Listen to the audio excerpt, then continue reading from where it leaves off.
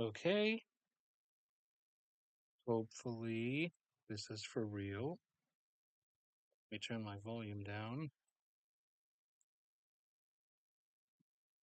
Uh, Wait, where am I? Do I have to go? Really? Do I have to go to my own channel to get to this? Come on. There we go. All right, mute. There we go. And yes, Josh is correct. I was having issues with the internet. What am I for? Edit video. I had to unplug and reset the thing, so that took about 10 minutes. No, we want live. Monetization is going to be limited, but oh, well, I guess they took away the limitations on my last one. View in control room.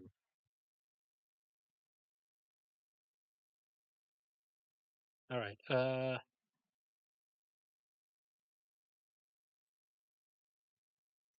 Live. That should be good. All right. As usual, for anybody who's well, let me check my audio. Clear. All right. For anybody who's listening to the recording afterwards, unless it gets cut off early by internet problems and I delete it, you can probably skip the first 10 minutes as I wait for everyone to show up. After 10 minutes is when I'll get like actually started for real, for real. But I will also talk about random stuff in between now and then. For the moment, I'm going to get everything set. So we'll get Google Earth, my most required yet despised program. But no, I'm not going to actually, I'm not going to download the app itself.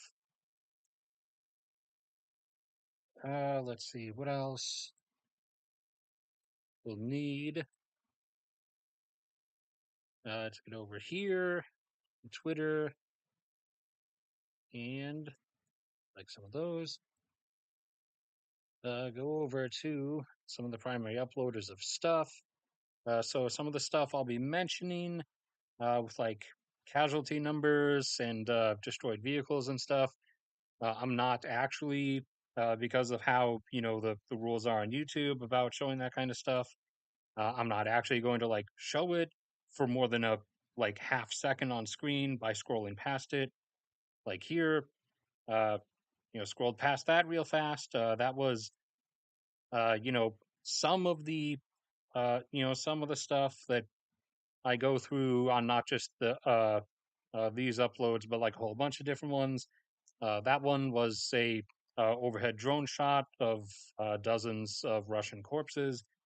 So yes, the numbers I'm giving you are real, and I have self-checked them by soul killing myself by looking at a bunch of stuff, which is why uh, I then later on will go belly rub my cat and watch some Lobo streams. Who you might not think I would like because he makes really stupid jokes that normally I would find cringy, but I gotta sanitize my mind somehow after looking at some of the stuff. But get those up and check on some stuff while we wait. The prices are lunging upwards, or they were. Now they're apparently dropping back down. They were up to 91 earlier.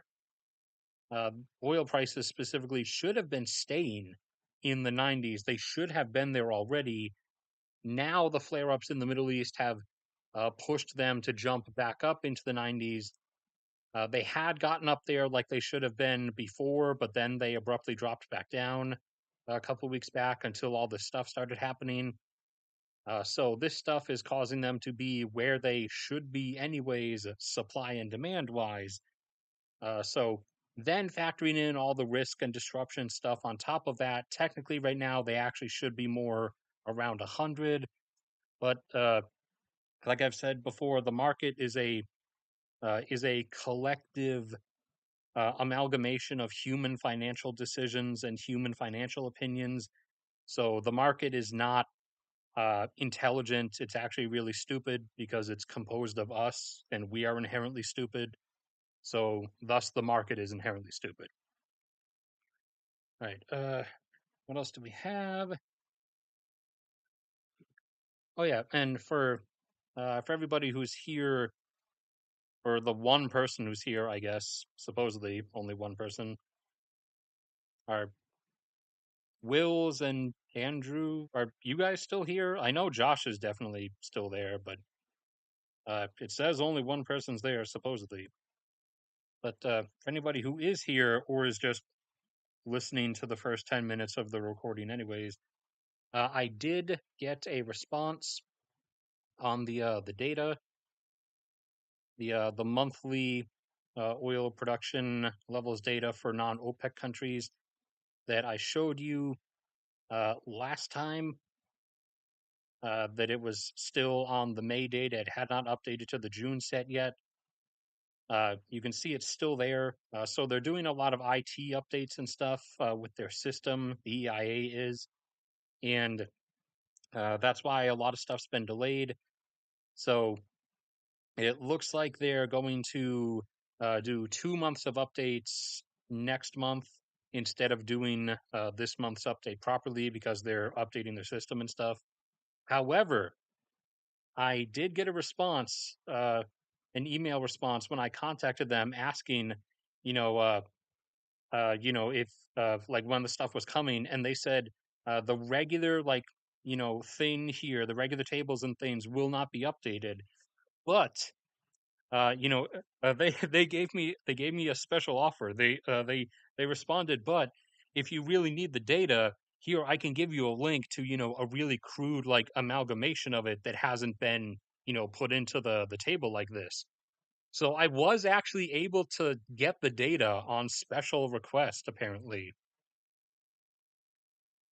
and double also for those of you who constantly follow everything like the oil demand level updates. I'll take you to the source site for those here and show you, excuse me, secondary all data.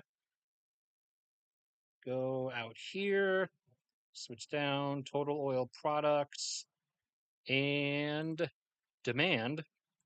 So as I've told you guys repeatedly, Brazil, oh, we have to scroll all the way out here again. Brazil stopped updating a while back, over a year ago. However, I suddenly got a bright idea and I realized that I actually can get their oil demand levels. I can just cheat because you see, I can get their oil exports. So although Brazil and Wolfgang or Wolfhagen, whatever his name is, that my one patron from Brazil, uh, I am irritated with your country at the moment because you decided to make things difficult for me and not list your oil exports on the tradingeconomics.com site in barrels per day exports, but in dollar amounts. So I have to do extra work. But I can actually just look at their exports, their oil exports, do the math for the average oil price over the course of that particular month, work that around and figure out how many barrels per day that then averaged out to, and do the math, factoring in their 600K uh, daily production and consumption of sugarcane ethanol as well to make sure I account for that. But then, working those maths off of each other, I can then actually get a rough determination of their oil demand levels. So not down to the individual thousand like they would give if they were actually still releasing data, but roughly rounded to like say 2.3 or 2.35 and stuff like that. And so that's how I was able to get, although I didn't do it in time to include in the oil demand video I just uploaded, but that's how I was able to determine last night their most recent oil demand levels for the past month or so were down from their usual average of 2.5, down at about 2.3. And that's from last month, which is when the flooding down south was. So I'm imagining that 200,000 barrel per day loss of demand was probably from a bunch of like economic disruption from floods. But so I found a way to cheat, and I realized I can actually use that for numerous other countries who don't publish demand data. I can just completely cheat the system. So you can try to withhold your data from me, but I will find it. Okay. So let that be known for any of you from countries, Brazil or Spain with your electricity demand data, or Iran with your oil consumption data. Any of you from countries that are trying to withhold your data, or Russia with their oil production levels, I will find it. Okay, I will find your data. I will come up with some kind of method to get it. You cannot actually withhold it from me. Okay. Whoops. No, damn it. I did not mean to click on iTunes. Get out, iTunes. Get out. I cannot have you eating up processor space. Okay, over 10 minutes. So we'll start with a few minor things for like a few minutes before we get into the main subject matter. So just light palette sanitizer first. We do have some good news. So Greece, or its actual name, Hellas, is actually doing well. Greece is one of the few, uh, you know, collapsed fertility rate countries that is actually recovering in fertility rate. Over the last 5 years, after having bottomed out between 1.25 and 1.3, Greece's fertility rate over the last 5 years has actually recovered up to about 1.4 now. And their economic situation has been stabilizing. And as of this last month, their inflation rate is actually all the way back down to only 2.4%, which is what, a normal background inflation rate is outside of any economic turmoil and stuff. In terms of sub replacement level fertility rates, recoveries, the US, I think I said a few streams ago, is also recovering some bits. It hit a low point of 1.6, and over the last few years, it has come back up a bit, up to 1.7. And the only other one in my awareness at the moment is Magyarország, or Hungary, who went down to 1.5 and has since recovered back up to 1.6. Or actually, I forgot also Polska, my favorite. They were down to 1.43, I believe, and most recently they were back up to 1.52. All right.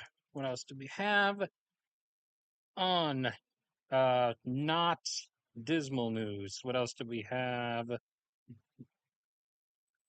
Oh, yeah. The spread of electrification of electricity access continues across Namibia. Over the course of this week, another two towns that had never had electricity before were connected to Namibia's growing electricity grid. So, modernization and quality of life is continuing to rise in Namibia. What else here?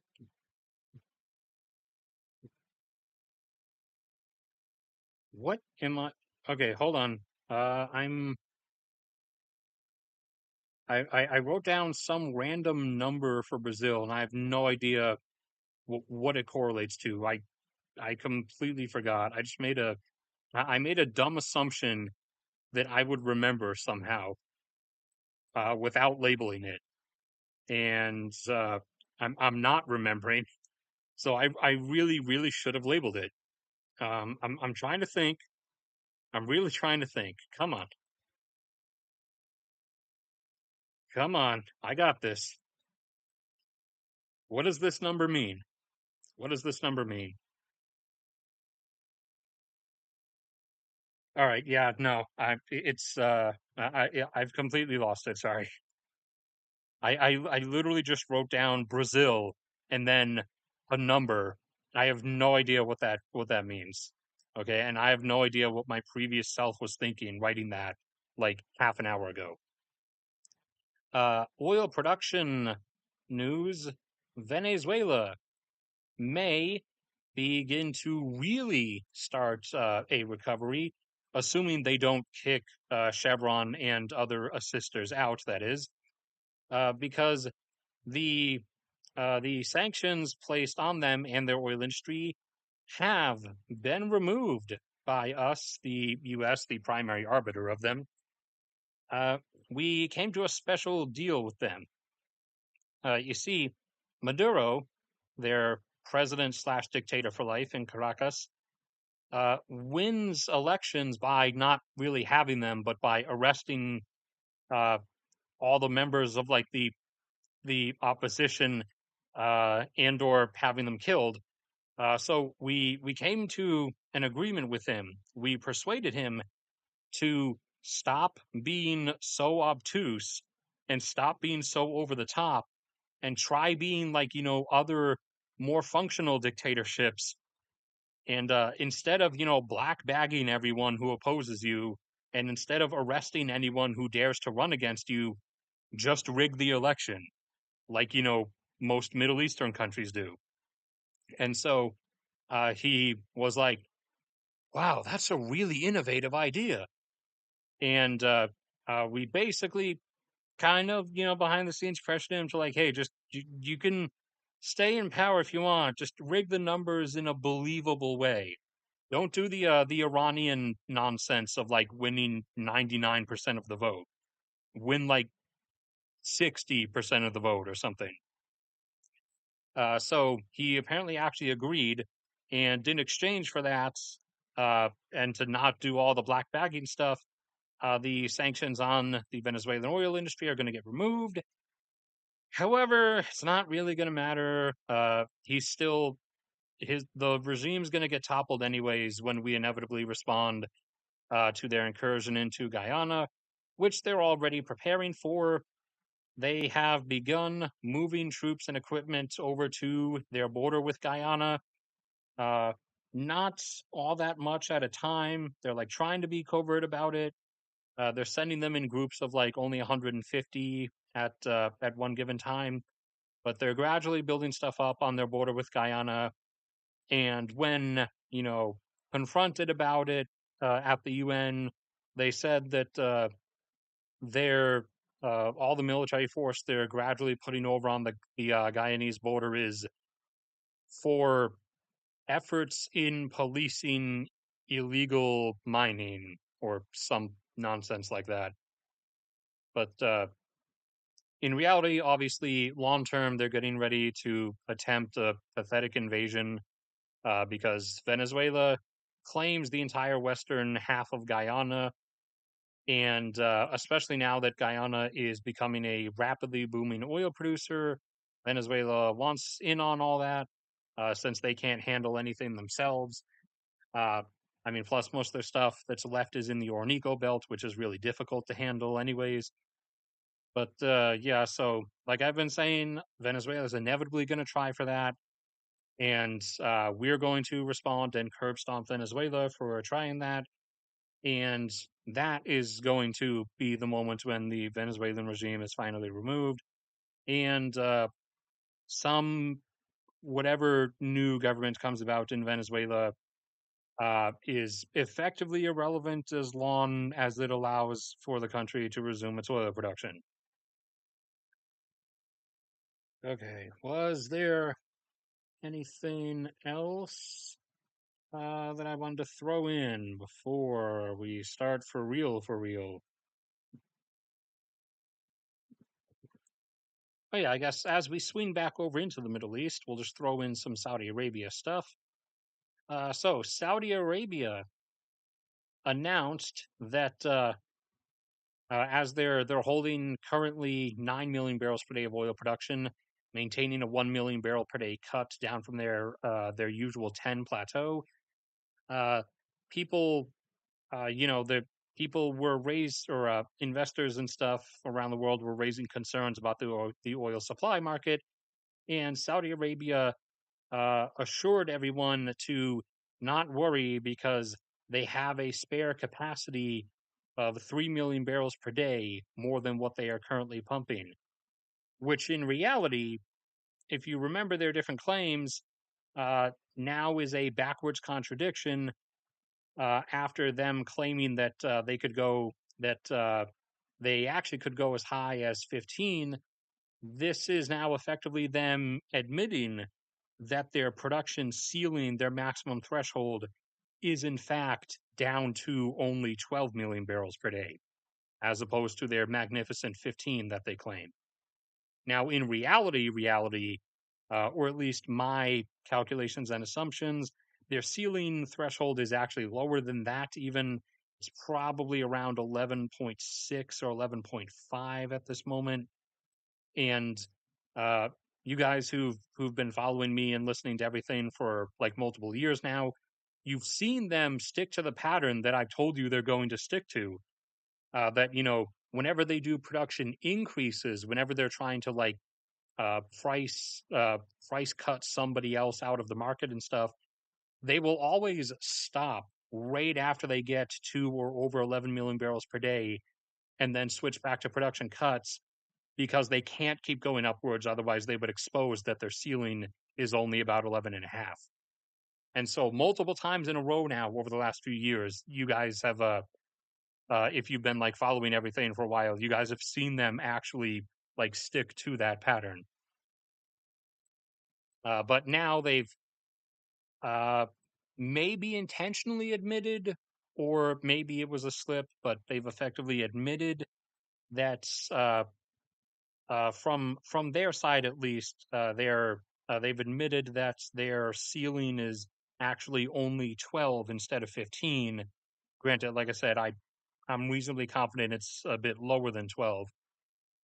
But uh, anyways, everybody should be here, or well, it doesn't look like count's really going to change. Anyways, then whatever. Time to start for real. So here we have Israel, where things are happening. Let me turn the page. Let's get us back over here. Come on, you stupid notebook. Here we go. All right. That's primarily Ukraine stuff. Where do we go? Over to likes, probably spliced in between the cat stuff. Like I said, don't follow this person or subscribe to them or whatever. They I still look at their page because they do actually give like accurate information, but they've started going kind of hard on the supporting genocide of Palestinians thing. Uh, like any like when the Netanyahu ordered like Gaza to relocate, and people were like commenting under that like announcement, where are they supposed to go exactly? He was in there in the replies going like to the bottom of the sea. So he's all in on like go happy genocide stuff, but he does still give accurate info updates for the moment. But Yeah, we have so stuff is heating up. Who is talking to me? How am I getting a notification? Where's the stuff I was looking at? There we go. There's one of them. So, this is legit a thing that is happening. Uh, primarily funded by Iran, Hezbollah buses have actually arrived in and throughout Syria and Iraq to pick up militia volunteers to then be bussed over into Syria and armed and brought up to the Golan border with Israel. Let's see, Russia, Russia. Is that still the Syria stuff? Okay, we're looking for the other things.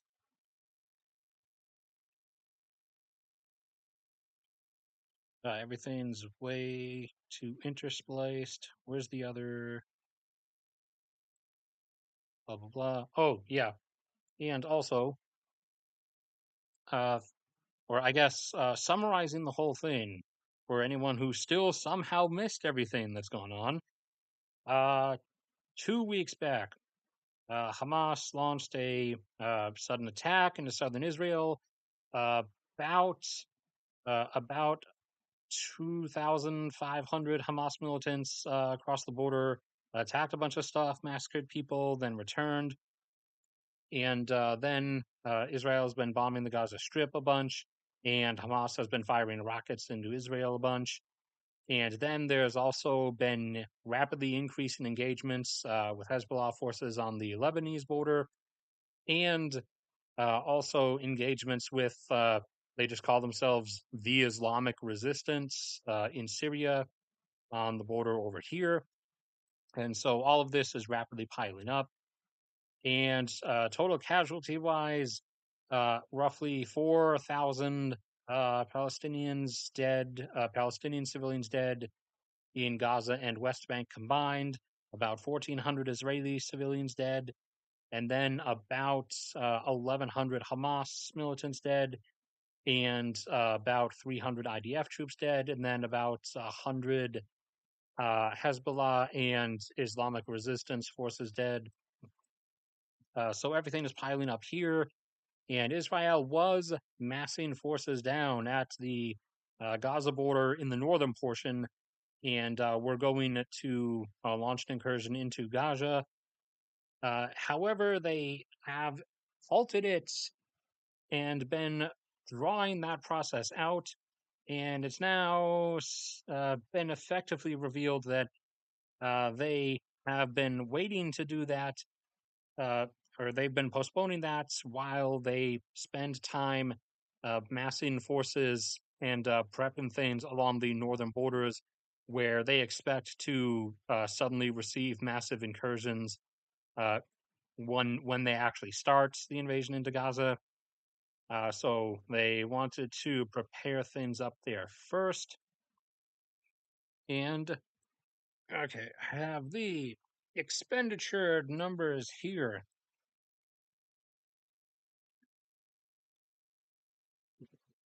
All right, so Hamas, before everything started, had roughly somewhere around 20,000 rockets.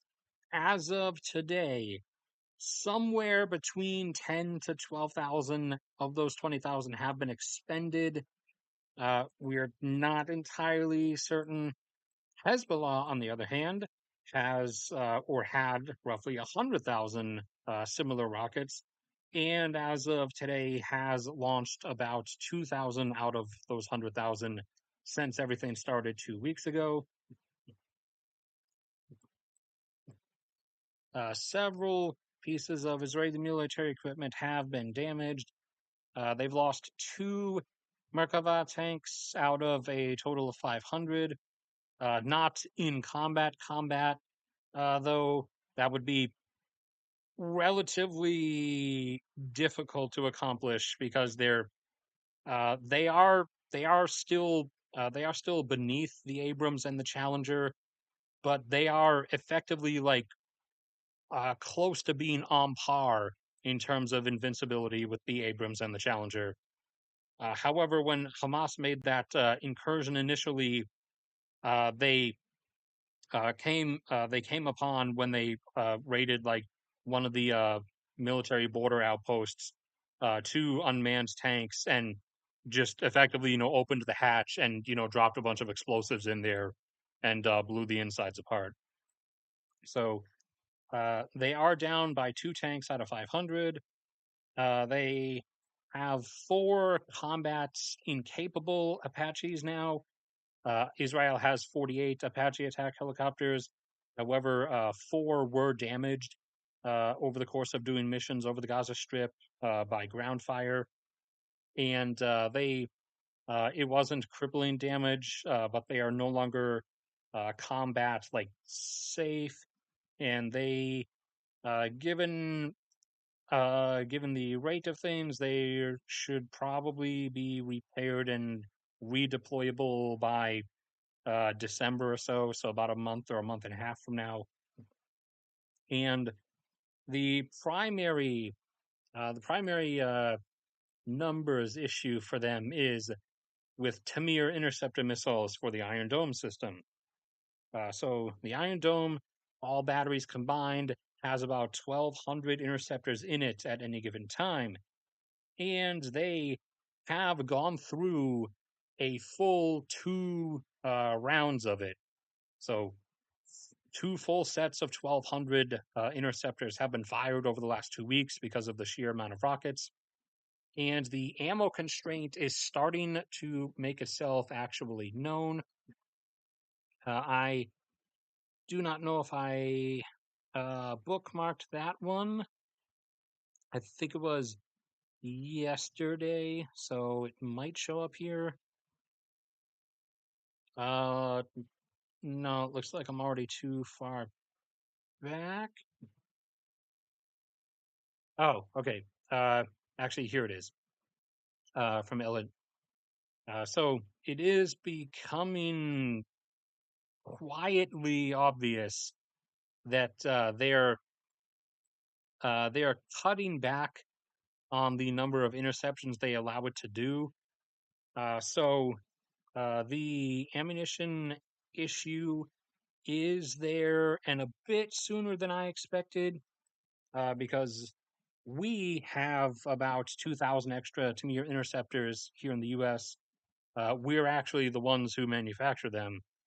Uh, and so, I assumed, all right, Israel probably would have an extra spare 2,000 themselves also lying around. However, I would assume they would probably have more than that because it would be kind of stupid not to.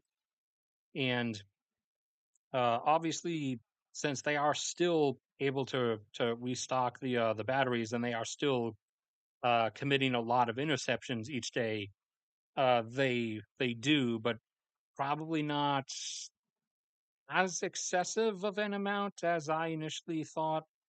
So I initially assumed they would want to have 10,000 plus spare interceptors on hand, and based on them adjusting their behavior at the moment, uh, I'm adjusting that down to assuming they probably had 6,000 spare interceptors sitting aside.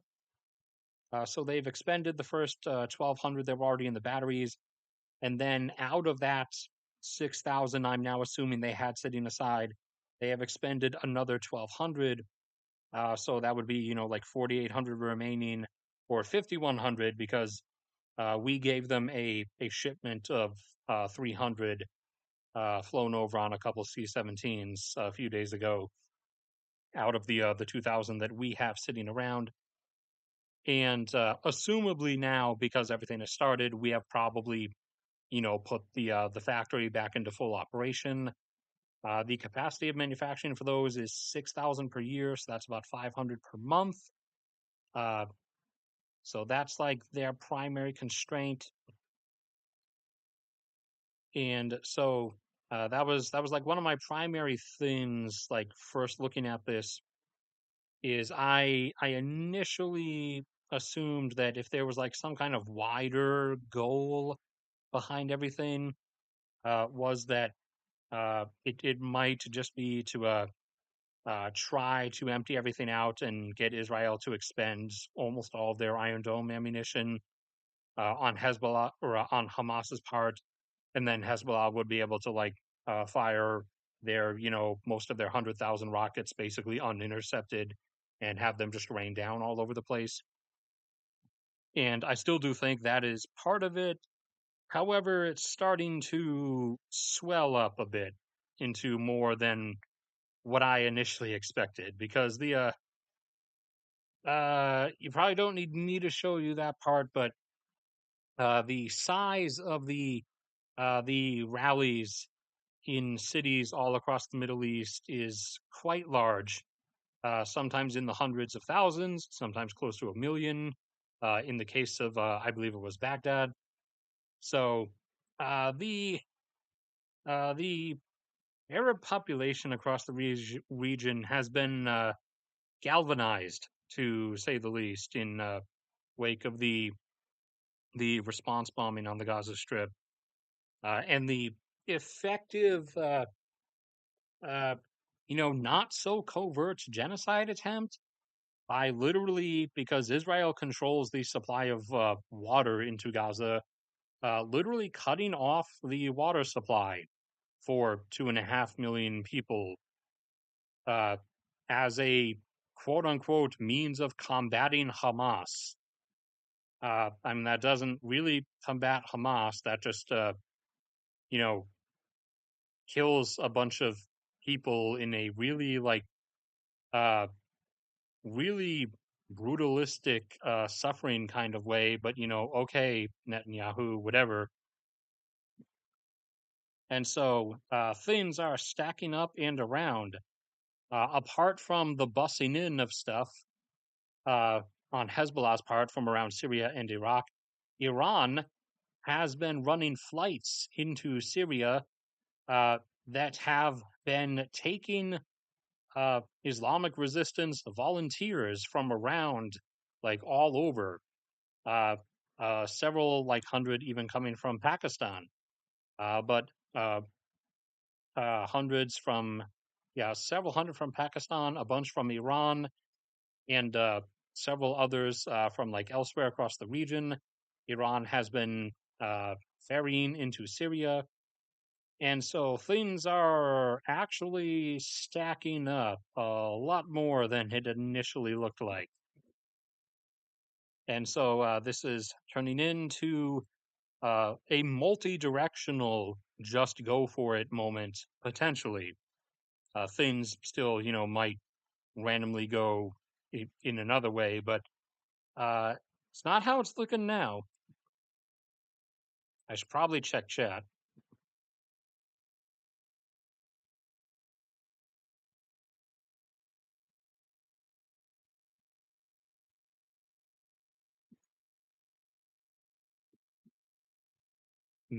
I do not put out maximum content.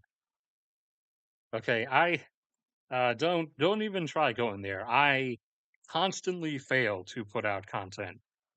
I mean, I have the that's partially why I started doing all the non-video stuff, the the different Google Docs and things with all the like the areas explored versus unexplored for oil and gas maps and stuff, things like that, and the demographic overlays one.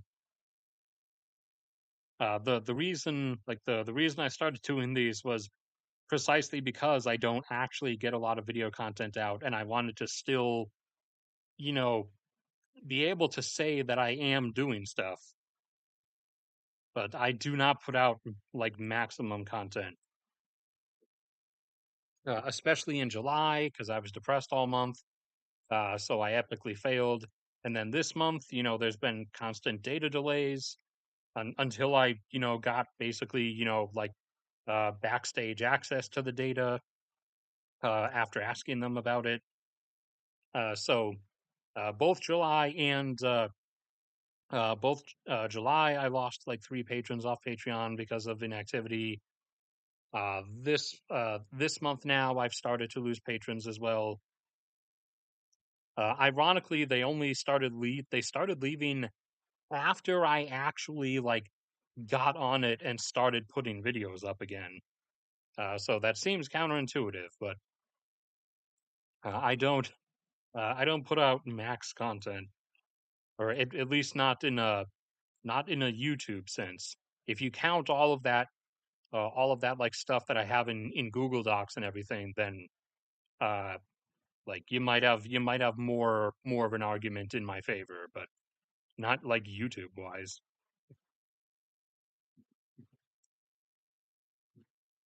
Right, what else?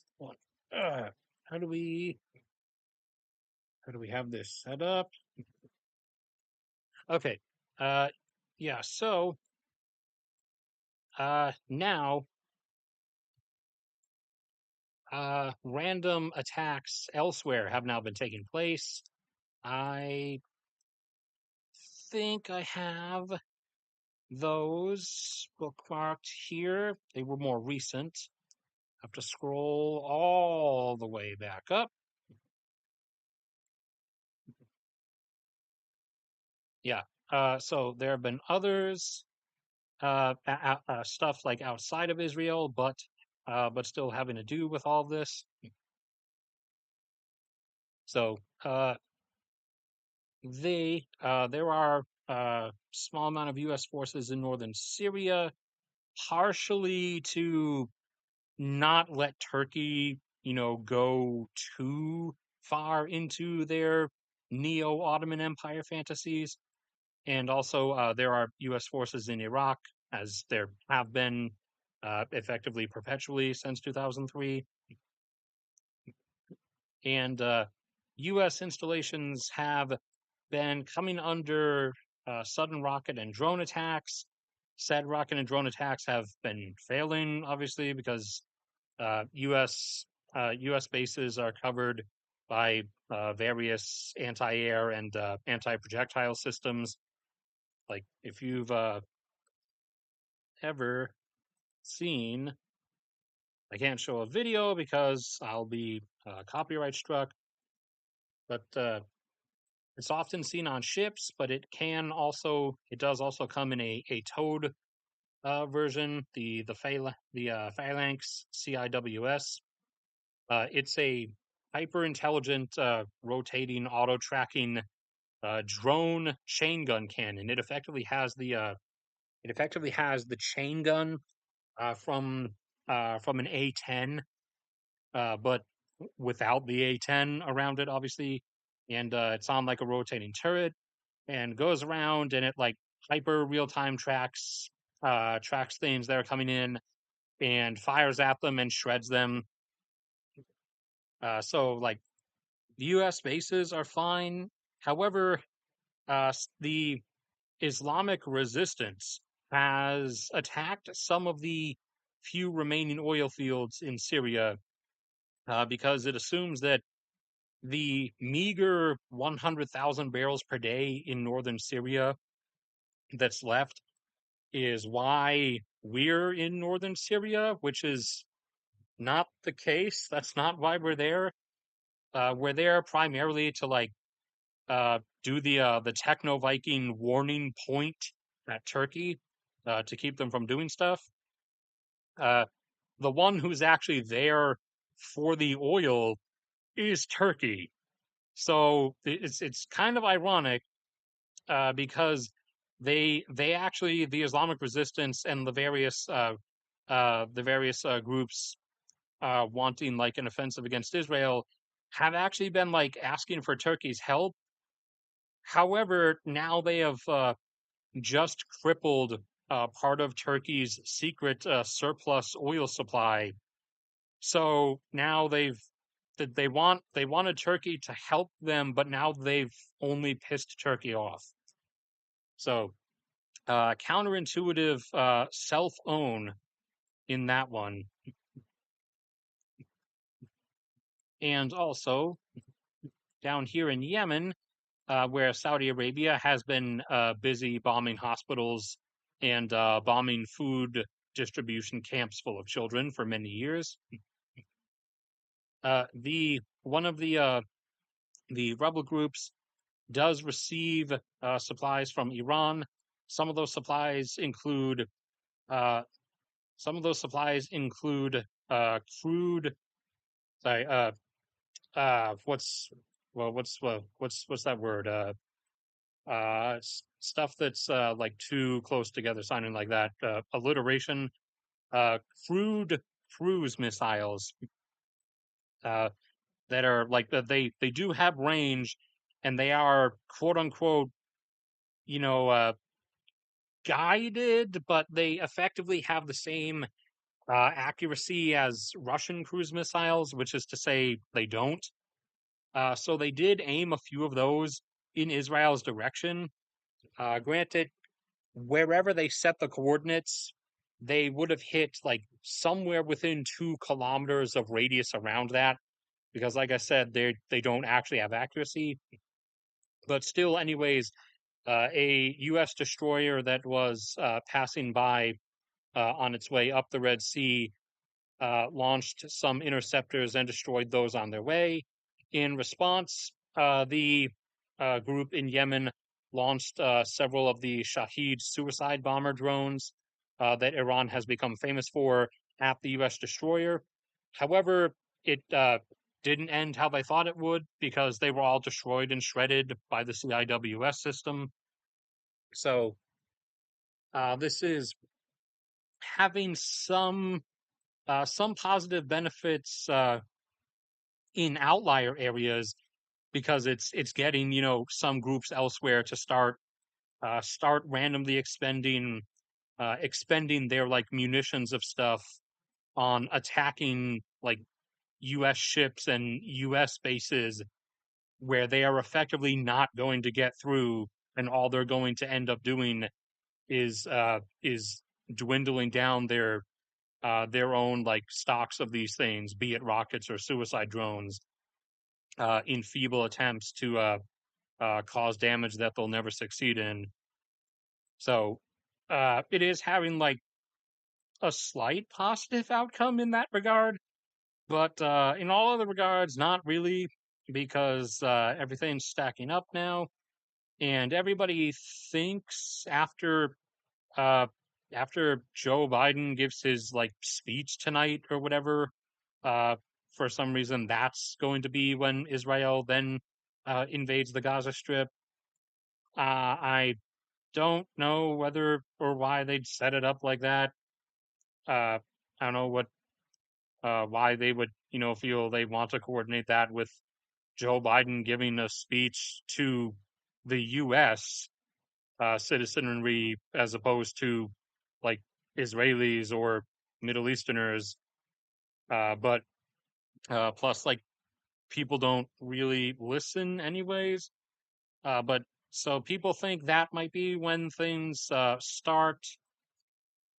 How and as Going back to what I said last week, because things had not gone this far yet, I said I was like 50-50. I don't know, like, for sure, really, if Hezbollah would like go all in, or if other parties would like start throwing themselves in, if and when Israel like actually goes into it.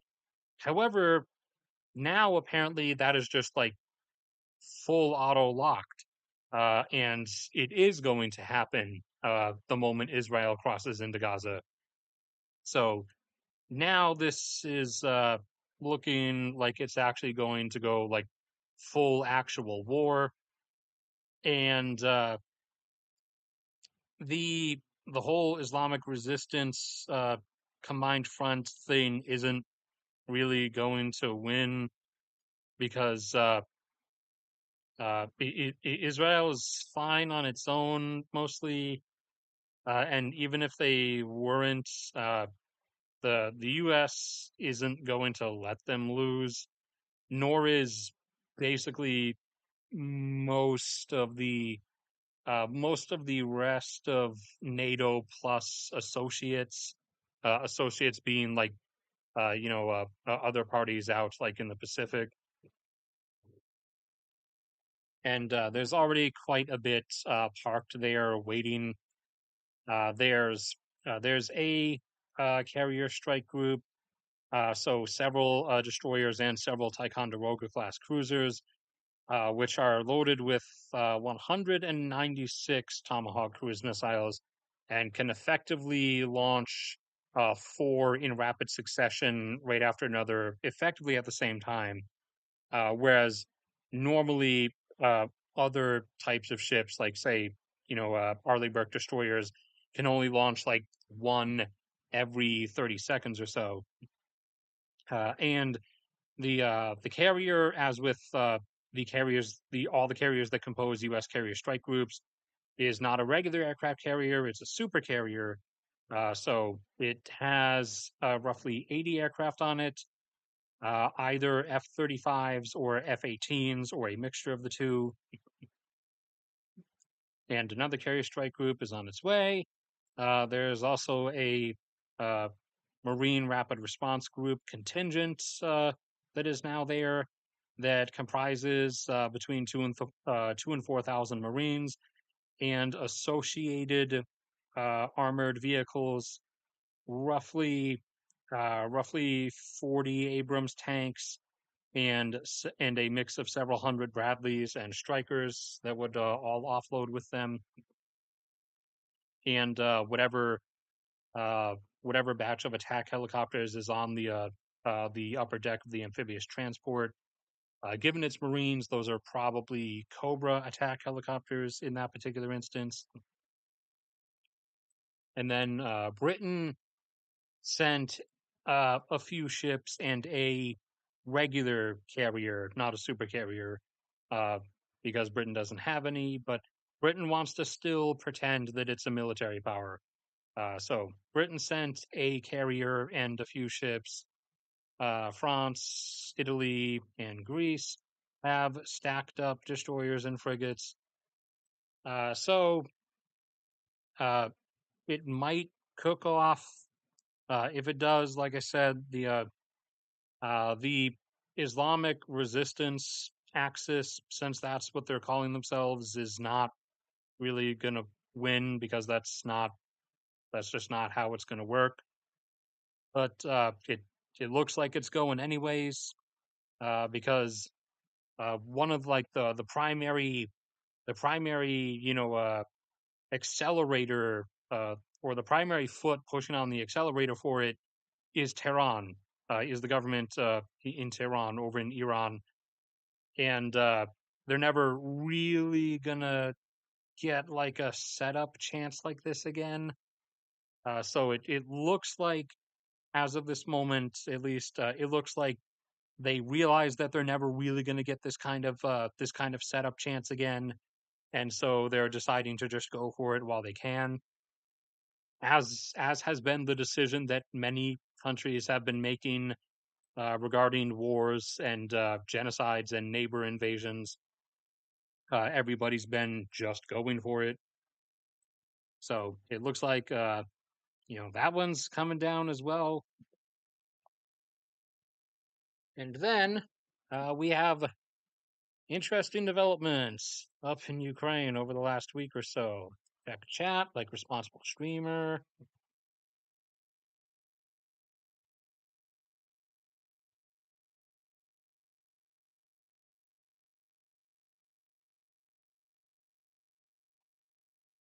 Um, it, no.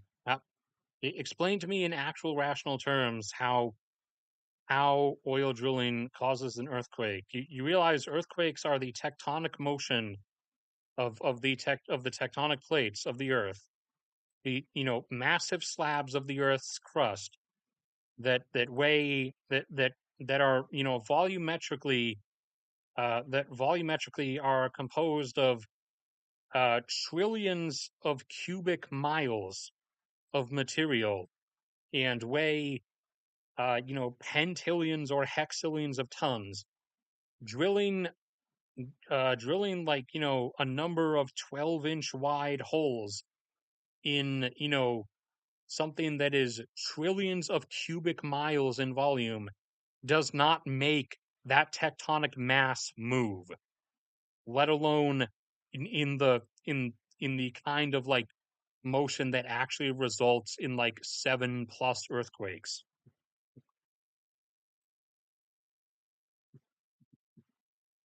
Uh, where was I? Ukraine. Ukraine.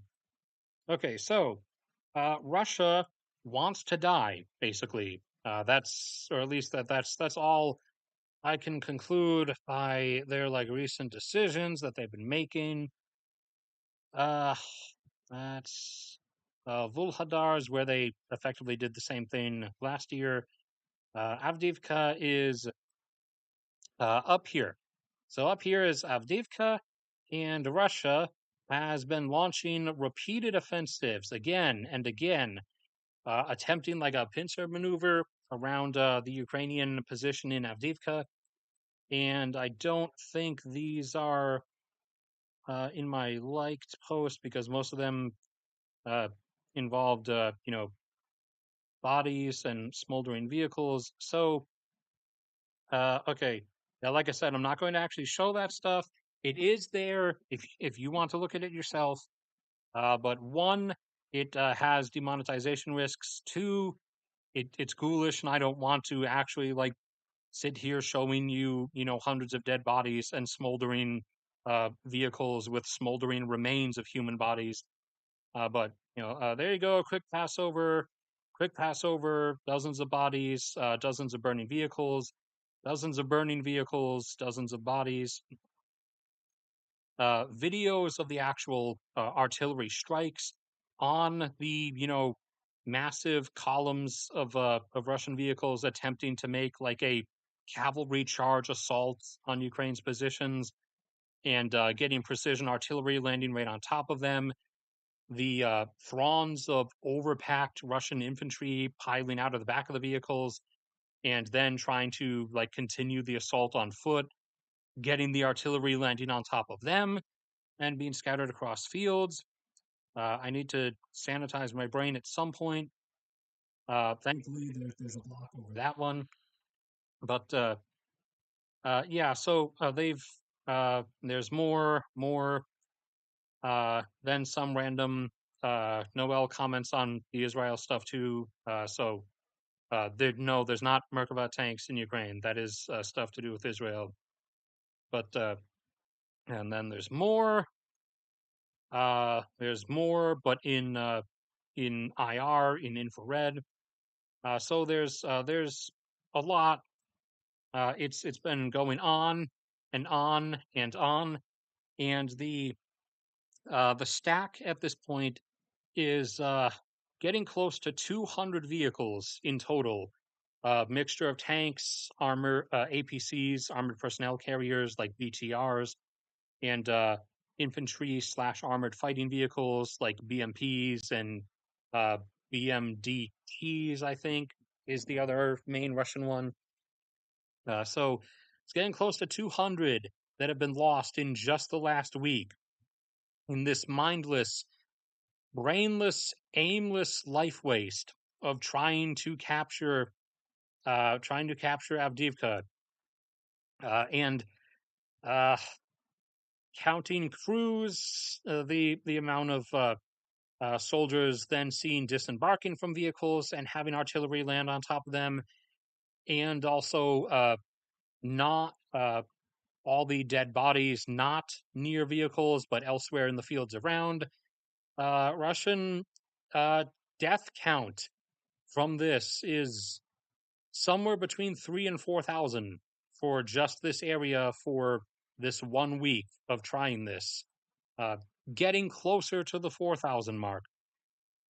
So that's we're getting to like wants to die levels of combat idiocy in terms of tactics. Where did I put that map?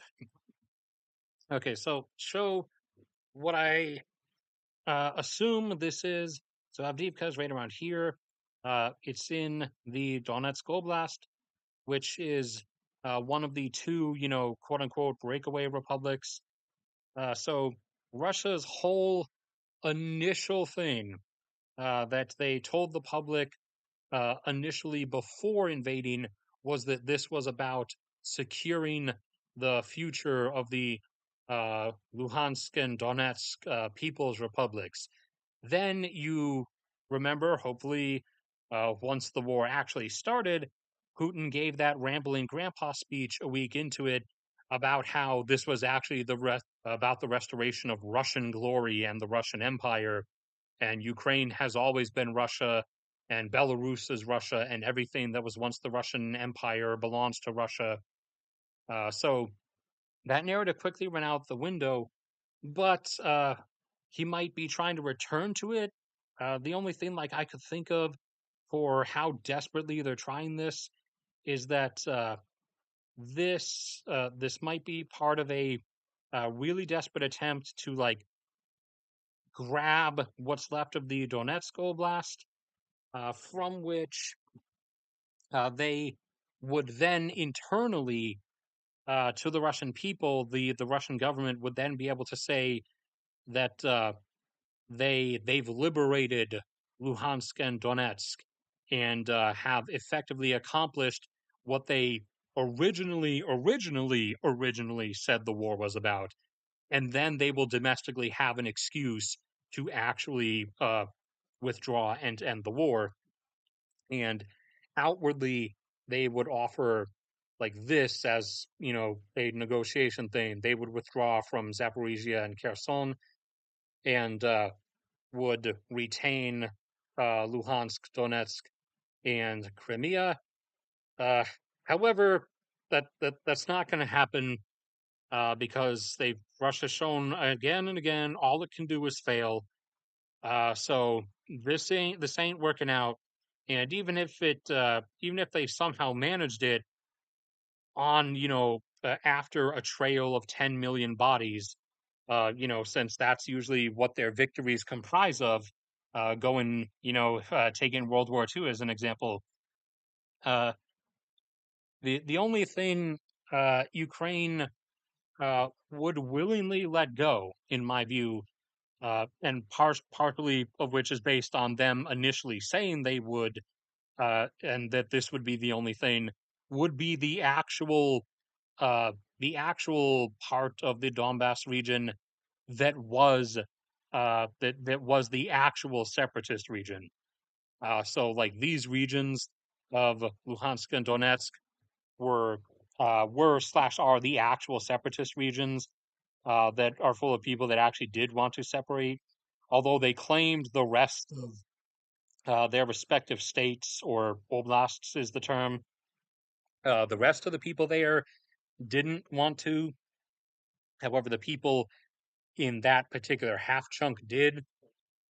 So Ukraine might still have up to a point been willing to let that area go. However, Russia would still want Crimea, and yeah, that's not happening. They're not being allowed to keep that. So yeah, it's not ending in any way how Russia would like it to, and that's not it. So everyone might be familiar with the term ATACMS. It is a acronym for the precision munition that I showed in the thumbnail of this video. Uh, Whereas the HIMARS the HIMARS ammunition Ukraine has been given up to this point has been regular HIMARS, which is 6 to a pack in the launcher and has a limited range of about 40 miles or so, and has a small explosion but still worthwhile. The ATACMS is a much larger payload and has a much longer range of like 150 miles or so. And uh, they've made decent use of that already. So, as I've explained before, Russia effectively is unable to use close air support, whether ground attack aircraft or attack helicopters in either of these regions, because the airfields there are completely within Ukraine's strike range already, not including ATACMS and not including them getting Storm Shadow, which they did several months ago. And the airfields in Crimea have already been decimated multiple times. So Russia has pulled everything out of there, and Russia no longer operates stuff out of the border oblasts here because those are all within range. So the only ones that were still kind of safe that they could stage attack helicopters and ground support aircraft at were ones that are deep back here, and ones that were also behind these oblasts in Russia over here. However, those are now not safe either, and those have now been hit by ATACMS over the last few days. As ATACMS actually, the way it works, it's not just a big bomb up there. You see, inside the warhead, there are effectively dozens of the smaller HIMARS missile warheads all packed in.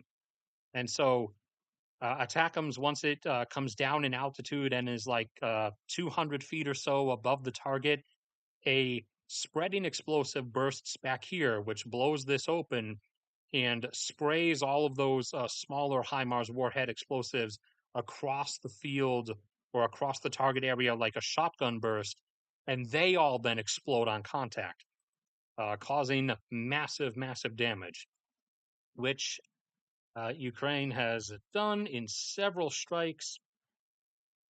This guy is also good about posting confirmed stuff and satellite imagery and everything. And there's a bunch of burnt out vehicles. Won't show that for more than a few seconds. More, actually, that's the same one. Where's the stuff? More burnt out vehicles. More burnt out. Okay, that one has bodies. More burnt out vehicles. So yeah, like I said, if you doubt me on on the stuff, the imagery, the video recordings, the evidence and stuff, it is out there. You can look at it yourself if you want to do to your soul and mind what I've done to mine by visually keeping a track record of this stuff. Where is here it is. So is this the one? Okay, no, that's one of the ones, but that's not the one that I was looking for. All right, come on. How far back is it?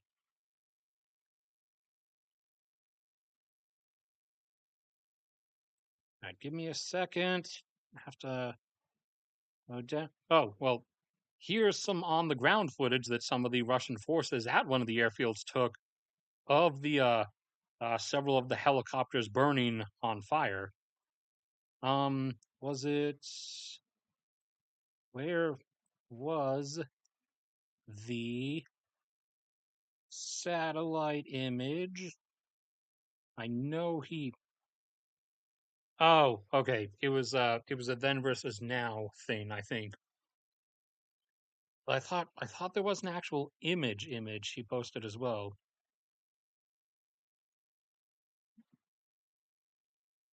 Or is okay. It is this one.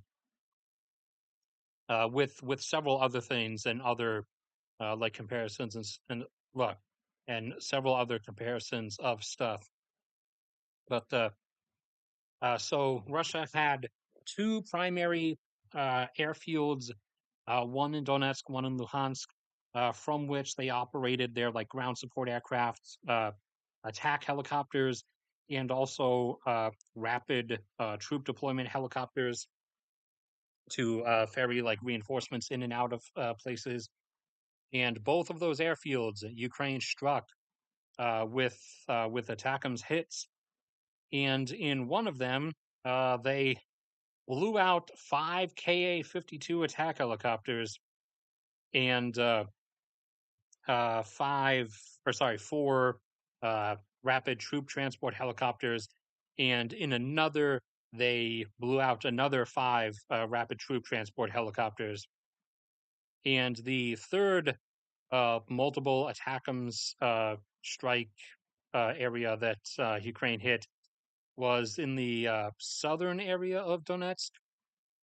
Uh, Actually, I adjusted one of these maps. I think it's this one. Yeah, okay, it's this one. So those are those extra cross out circles I put there are the 2 airfields now that are effectively dead there.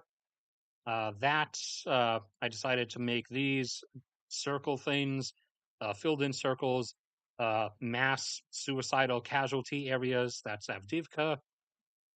This is this one represents Russia's artillery graveyard because this area here is where Ukraine has broken past the 2-mile deep minefield and Russia's primary defensive line network by about a kilometer.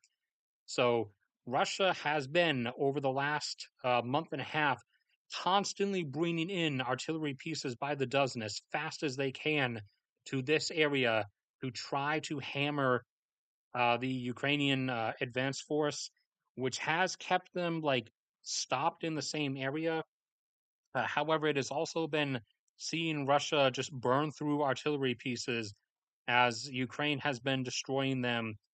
And over just the last like 2 months, they've lost about 200 versus having only lost about 400 in the entire like 16 or 15 months of the war before that point. So the fact that Russia is expending so much, like so desperately here to try to stop this is a dead indicator that this is an actual break past their defense structure. And that if they were not like so desperately hammering this with artillery, then this would just be like a full blown like line collapse would result from this. Ukraine has also conducted uh, another. This is a third river crossing landing across here, which is along with the other two, having the effect of uh, sinking away extra artillery resources that could otherwise be getting diverted up here. So each of these crossings has about 10 Russian artillery pieces. Howitzers are here for you. Uh, oh, there we go. Howitzer, no, those are not looking for those. Where is it? Uh, not Paladin is the one we use. Uh, this isn't what Russia's using, but Russia has something similar. So what we use nowadays are uh, howitzers, which are things like this. Ours is called the Paladin. Uh, oh yeah, on this one. So each of these sites has about like 10 Russian pieces dedicated on it, trying to dislodge the landed Ukrainian forces. And the artillery barrage is not really working here because the area there on the banks is like all 4 foot deep mud in most places. So the artillery shells are hitting and sinking into the mud like a decent few feet before they detonate. So the mud and surrounding ground volume around it is basically just dampening the entire explosion. But the point of Ukraine doing that is not to try to like actually achieve anything or push from the side.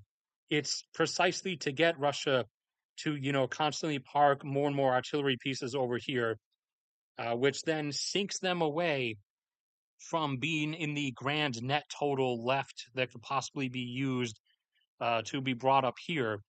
And they're essentially just trying to attrition their way through Russia's howitzer supply, which at the start of the war comprised about 1,600. Now Ukraine has destroyed about 600 of them, and 30 are fixed over here, trying to shell these landing positions. So that's 630 out of effective use, plus they're I would argue there's at least 70 others that are sunk into probably border positions around the place. So in total, 700 that can no longer slash will not be sent up here desperately to try to hold this post defensive line advancement off. And also, there's almost certainly some kind of upper numerical limit of how much they would be willing to throw away to stop that advancement, because the whole internal like collapse and humiliation is inevitably bad, obviously, but also having literally no military equipment in existence left over would also be sort of equally bad. But anyways, so apart from that, this this extra mass casualty circle thing that I drew down here is for a staging area where Russia ferries in by train additional troops and equipment. Equipment, we have no idea what or how much of each was there, but we do know there were roughly 3,000 Russian troops there altogether, both enlisted and officers, combat personnel, infantry, mechanics, everything. They were around like this area somewhere. And in the middle of the night, they got hit with several incoming ATACMS, and they were pretty tightly packed, quarters wise, in several like large, otherwise abandoned apartment complex buildings. Now, I will give benefit of the doubt, even though it was the middle of the night, and I'll throw in the assumption that 1,000 out of those 3,000, 1,000 may have been out and about, wandering, smoking, drinking, or doing something. So we'll say probably 2,000 were killed in one go from getting hit by multiple cluster munition ATACMS strikes. In terms of like what kinds of vehicles and stuff were around that were also destroyed by that strike, unknown as of this moment. But that is how things are stacking up there thus far. So hold up. Oh yeah, down here. So my total assumption is, since the constant influx of like desperate artillery pieces to try to stop this whole post defensive line advance thing, now combined with this like aimless suicidal Avdiivka uh, rest of Donetsk push, Russia is relatively aware that they suck, and that this is it. If they're they only have so many artillery pieces to go through to try to hold this off here, and once they burn through their whole inventory, that's it, and they'll face a line collapse in the south, and at that it's basically game over. So this whole Avdiivka desperation thing is exactly that. It's a desperate attempt to try to like push through most of the rest of the Donetsk Oblast before they do a complete burn through of their artillery inventory, and so they would have a domestic excuse to end the war while still claiming they won, and do it. And the rate at which they're doing things and throwing everything away aimlessly is out of a desperation to try to do it as fast as possible before they reach their numerical limits. And like I said, it has not actually gotten them anything. And in fact, it's they initially did gain like a few hundred meters on each end of the pincer that they tried, However, since then they have actually lost ground net wise total, not as in being pushed back to their original positions, but net total they've actually lost ground as a result. So now we've hit the point where it's become pretty clear that it's falling apart for them.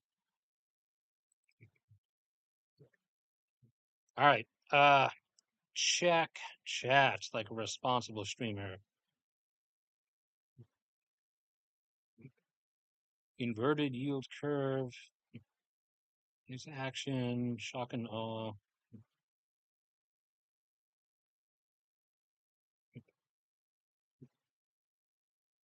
How high will the price, blah blah. Uh that I mean it depends on the context. It would depend on the context of an all-out war breaking out. I mean, if it's just if it's just Hezbollah and the Islamic resistance making incursions like on Israel's northern front, if that's all it is, then that will be a bunch of bloody intense fighting, and that would probably risk cause oil prices to flare up to like 110 or 120. However, if nothing's happening elsewhere, like where the oil actually is in the Middle East, then it wouldn't really do anything past that.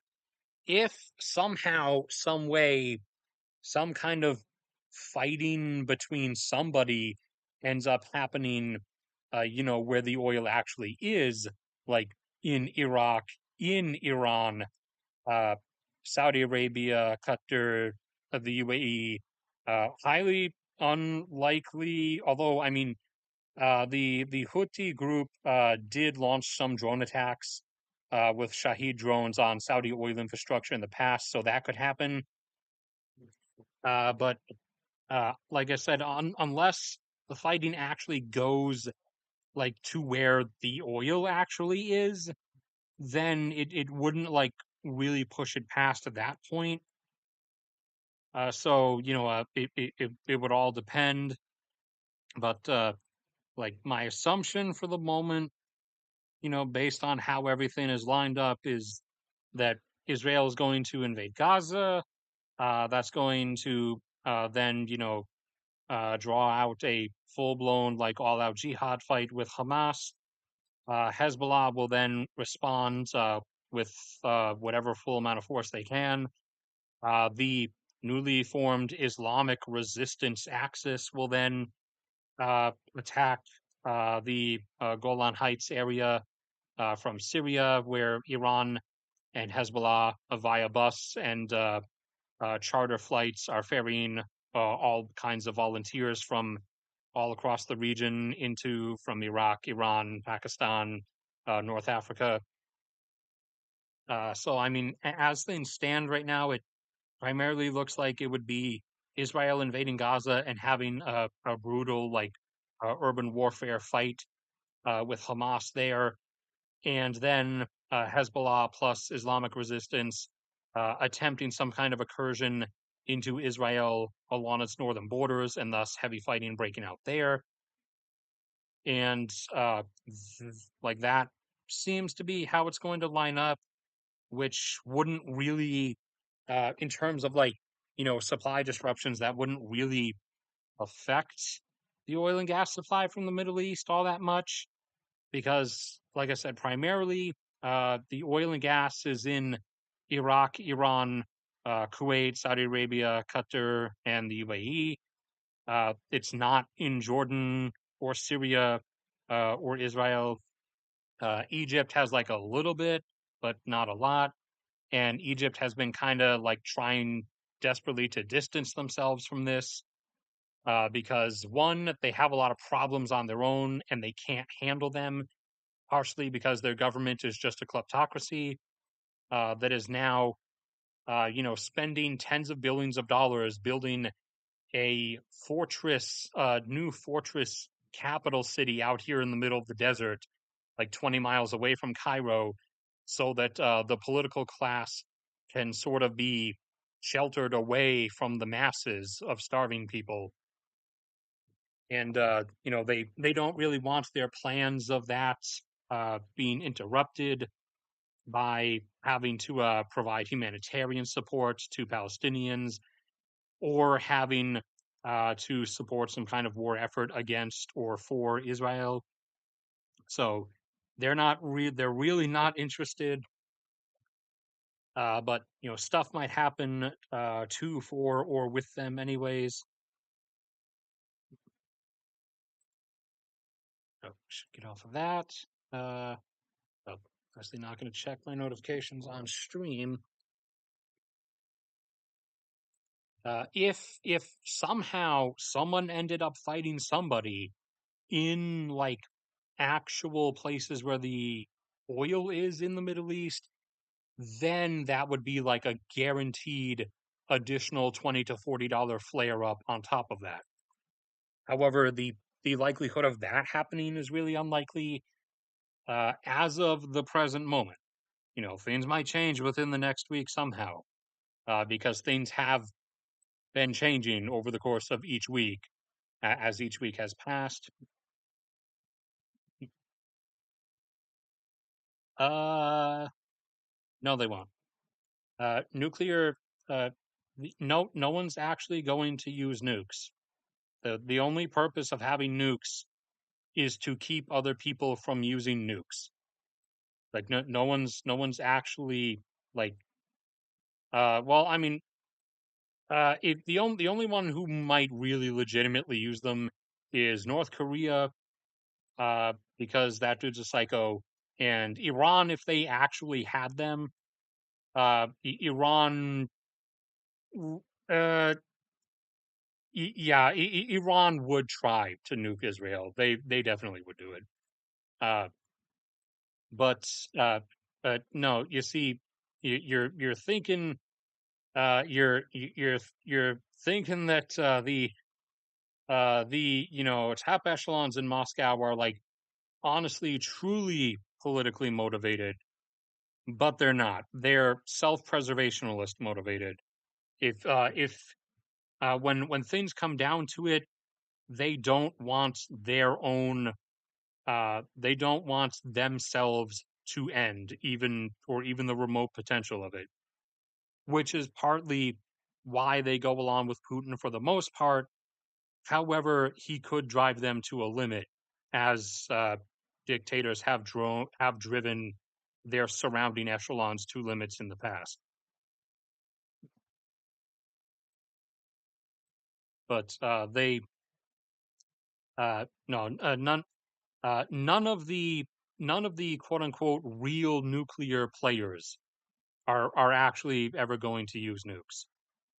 The the countries that actually would use nukes are the ones that ironically don't have like real nukes that only have like smaller scale stuff and are kind of like insane to begin with, like North Korea and well, what was the name Trump had for Kim Jong Un? Rocket Man with his big gut and his face fat. Uh, people do like to joke about how India and Pakistan are always like desperately waiting to nuke each other, but no, not really. They wouldn't like really do it. Uh, North Korea would, uh, if and when they end up conjuring up a reason in their deluded minds to, uh, I don't know. They'll think Bigfoot's attacking them or something. Uh, the CIA developed Bigfoot as a anti North Korean bioweapon. Iran would, because Iran just wants to massacre Israel that badly. Uh, the only other one who ever actually legitimately would be Israel. If Israel was facing like another all sides invasion thing, like 1948 or 1967 playing out again. If they were facing something like that again, and they were not like receiving U.S. help, and they felt that they were losing and were going to lose otherwise, because it would mean their literal extermination by surrounding Islamist forces. Israel would use nukes in that particular case, or at least would initially threaten to.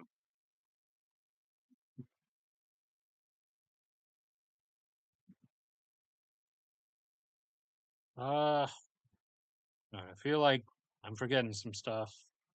Oh yeah, had a whole bunch of other non-Israel, non-Ukraine stuff, or at least I had some. Now that we've gone through all the main stuff, okay. Uh, Brazil, Brazil continued as they bring on more additional stuff off the southeastern coast. They continued to break their oil production record after several weeks ago passing 3.5 million barrels per day. They have hit now 3.65 million barrels per day and are likely about to level out at 3.7, which you remember from the middle third of the year and the early third of the year. That's around where I was telling you guys they would probably level off.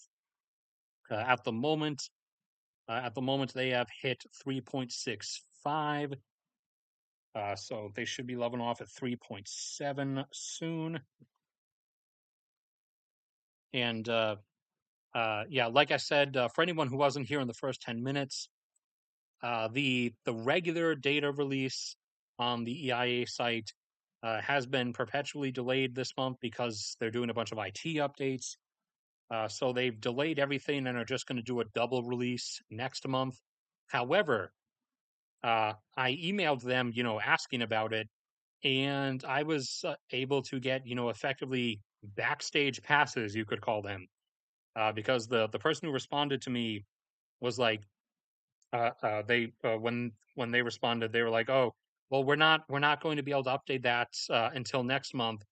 But it's not as nice looking. But if you want just the crude data numbers themselves, we do have those. Here, I'll give you a link to them. So I was able to get a special permission request link to the data. It just wasn't in graphs and anything, and also the the tradingeconomics.com graphs, the ones that look more presentable, will obviously not be up to date until that data gets released next month in the double release. But I was able to get the numbers. Brazil is now up to 3.65 million barrels per day and should be leveling off at 3.7. And then next year, with several additional field expansions, they should be going up to between 3.9 and 4. And by the end of this decade, they should be around 4.5, maybe closer to 5, if additional developments and new discoveries are developed quicker than currently scheduled. So we'll see how that goes as that time period carries on. The UK has actually gotten unstupid and has decided that they're going to open up some additional licensing for oil and gas exploration in the North Sea and their North Sea, Norwegian Sea hybrid area. Granted, they have nowhere near as much left in their actual defined territory as Norway itself does, but they still do have some. Where did I put them? Oh, there they are. So this is the explored areas. Everything shaded in red is what has been explored in the North Sea area, and stuff shaded in gray, offshore wise at least, is areas where there will not or could not be oil and gas. Now, keep in mind, I have all this stuff out here, open because there could be oil and gas in these areas. However, uh, these areas do not belong to the UK. I did not mark like their far offshore like boundary settings out here, but it does cut off like about here, I believe. Like it goes here, and then just below these islands, it cuts off like right there. Because I believe these islands far out here belong to Denmark or something. And then obviously Ireland does own this bit, but then this bit like way out here is kind of international e. So this is what's been explored thus far. Most of the North Sea and decent chunks of their northern Scottish waters now as well. And these additional areas shaded in green, these are the areas that have been bought up and in which oil and gas exploration, sounding of the floor, and samples of the strata and everything being taken is underway like at this very moment. It's been going on for several months. We won't start hearing like announcements of results of what's been found until probably early next year or a few months from now. So once those results start coming out, I will adjust the actual map in the Google Doc, and I will then color these areas in red as well and count them as explored.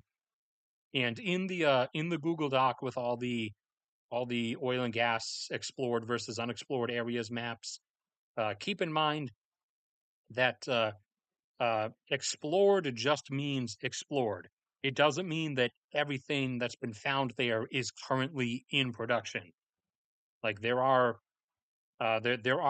several fields, particularly offshore Brazil, that are in Brazil's offshore red shaded area because that area has been explored. But there are several fields there that are not yet in production that are now coming into production and providing this massive oil production surge that you're now seeing from Brazil. So again, keep in mind with all of the different maps, just because the area is shaded in as explored, that it does mean that it's been completely explored, but that does not mean that everything that's been found is currently in production. Like for another specific example, where's Senegal? Oh wait, is it still under its? Yeah, it's under its screenshot label. So, for another example, Senegal over in Western Africa, all of this has been explored. However, none of what's been found here, and there have been many fields, both oil and gas, found in these areas. None of what's been found there is actually in production yet. But stuff is coming into production soon, starting next year. So that is just a thing to remember. Not everything that's been found in a already explored area, that doesn't mean it's already in production yet. All right. What else was here? The Saudi Arabia stuff, the Brazil stuff, the Venezuela stuff, Greece, the UK. All right. Actually, it's looking like that might be about it. And I'm going to want to eat some food eventually, anyways. So hold on. Uh, Let me chug some water. I'll look at chat and wait to see if anybody wanted anything specific or if there's any super chat questions or anything before I go.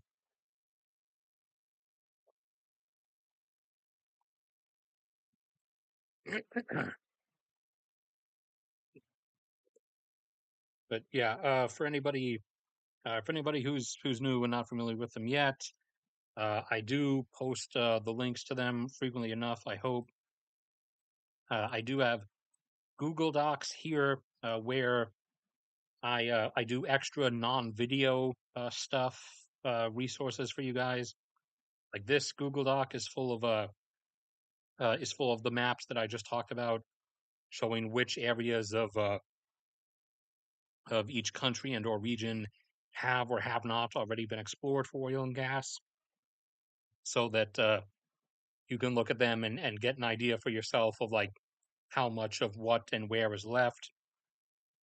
And also, you have the preamble sort of these two preamble lists of countries that have already been completely explored, and countries that never would have and never really did have any uh, meaningful amount of oil.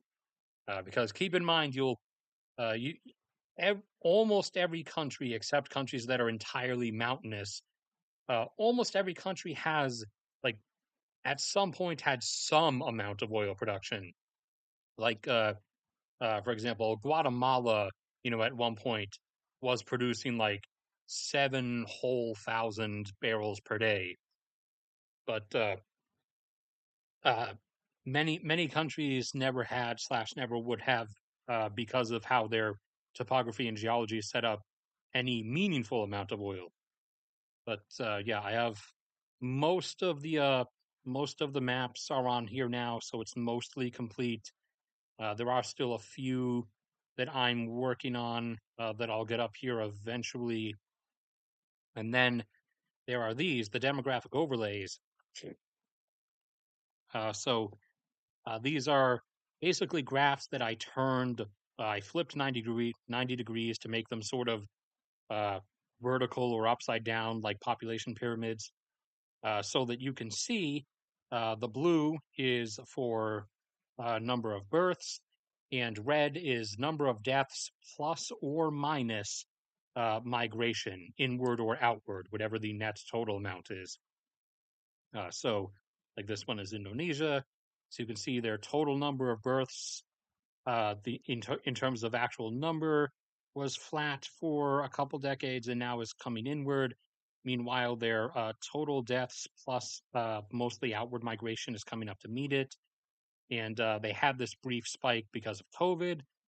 They only released data up to 2021. So that red number will go back down from that spike, but will still be coming upwards to meet the blue in like 10 to 15 years. And I'm working on these. I have, I think, like a dozen completed so far. There's India, Nigeria, Turkey. Got really close to meeting each other with their declining birth count, upward deaths because of the COVID spike, and also because of outbound migration from Turkey, because of a mixture of them doing mass deportations of Syrian refugees back to Syria, and also hundreds of thousands of Turkish people each year are immigrating out of Turkey because Turkey economically is just a dumpster fire. There's Egypt, there's Vietnam. So I have quite a few done so far, and I'm working on more. Thailand, you can see Thailand, they just crossed over. So Thailand's population has peaked at 66.5 million and is just starting to go downwards. There's Iran, there's Germany, Deutschland, which has had several crossovers back and forth. And the red or negative number is suddenly dropping almost to zero in that inverted spike there. That was because of the refugee crisis surge during 2015 and 16. Japan, obviously, crossed over and has been continuing to drift further apart from each other, X-wise, in over the last dozen years or so.